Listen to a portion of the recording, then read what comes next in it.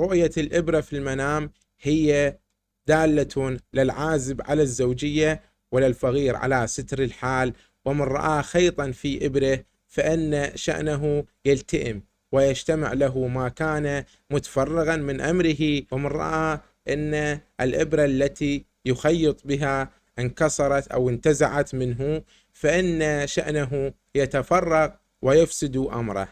وإن رأى الإنسان أنه يأكل إبرة فإنه يفضي سره إلى من يضره.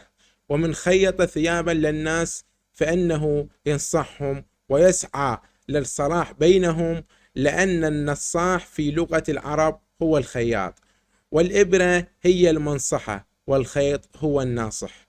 وإن خاط ثيابه استغنى إن كان فقيرا، واجتمع شمله إن كان مبتدئا، وانصلح حاله إن كان فاسدا.